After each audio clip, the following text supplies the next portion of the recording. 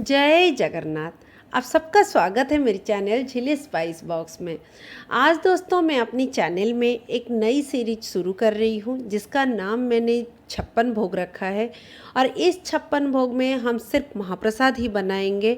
और आज उसी महाप्रसाद को नज़र में रखते हुए आज जगन्नाथ महाप्रभु की महाप्रसाद में से एक महाप्रसाद जिसका नाम है घिया अन्ना, आज मैं वही बनाने जा रही हूँ।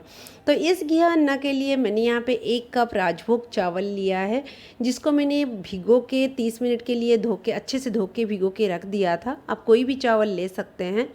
2 बड़े चम्मच नींबू का रस लिया है।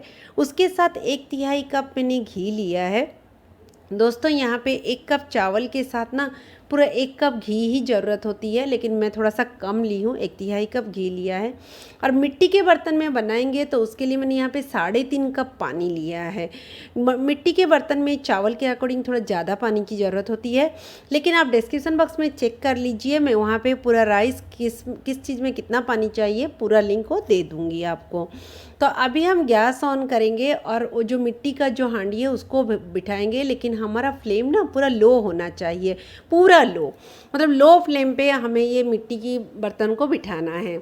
और उसके ऊपर मैं एक मिट्टी की ढक्कन ढक रही हूँ। ऐसे तो पूरी मंदिर में हांडी के ऊपर हांडी रख के ही वो बनता है, लेकिन मैं इस पे ऐसे ही एक मिट्टी का बर्तन ढक दिया है।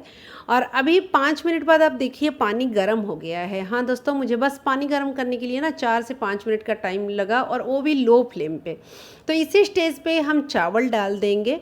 और आपको जैसे कि मैं यह बताना चाहूँगी कि यहाँ पे ना मतलब जो खाना बनता है जगन्नाथ मंदिर में उसमें कोई स्पैटुला यूज़ नहीं होता, ना इसको मिक्स किया जाता है, उसको बस ऐसे ही चूल्हे पे छोड़ा जाता है।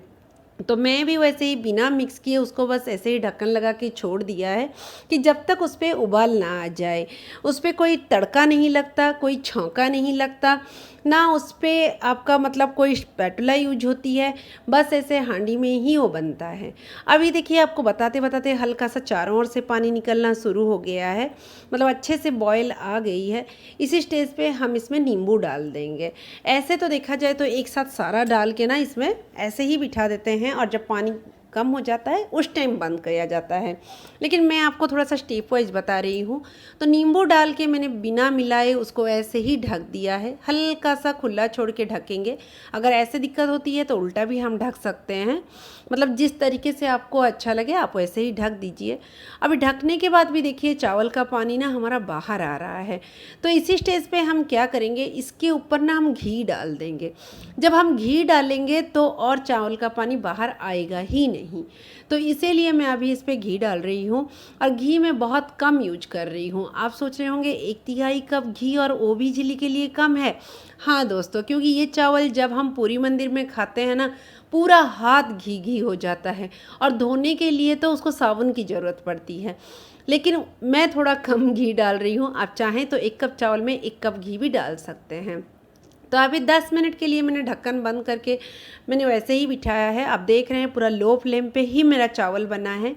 अभी जब मैं 10 मिनट बाद ढक्कन खोल के दिखा रही हूँ, ये जो इतना भाप आ रहा है ना, नीचे पानी है, चावल में नीचे पानी है, उसीलिए इतना भाप आ रहा है। लेकिन इसी स्टेज पे हम गैस बंद कर देंगे और इसको आधे घंटे के लिए छोड़ देंगे। जब हम आधे घंटे के लिए छोड़ देंगे ना, तो ये मिट्टी की हांडी में से क्या होगा, वो जो चावल है वो ना सारा पानी सोख करके एक खिला खिला चावल बन जाएगा। तो आधे घंटे बाद आप देखिए चावल में से और भाप भी नहीं आ रहा है, लेकिन चावल गर्म है। ये जो घिया अन्ना है ये गरम है, और उसके बाद किस खिले खिले बने हैं। तो इसको मैं आपको अभी दिखाती हूँ ये कैसे बना है। ये देखिए कितना अच्छा खिला खिला चावल बना है। लेकिन भोग लगाना तो बनता है ना, तो जगन्नाथ जी को तो बस एक तुलसी का पत्ता डाल दीजिए तो उनको भोग लग जाता है, वो बड़े खुश हो जाते हैं।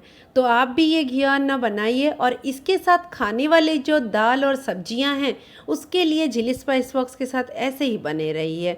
और भी नए प्रसाद की रेसिपी लेके आऊँगी। Thank you.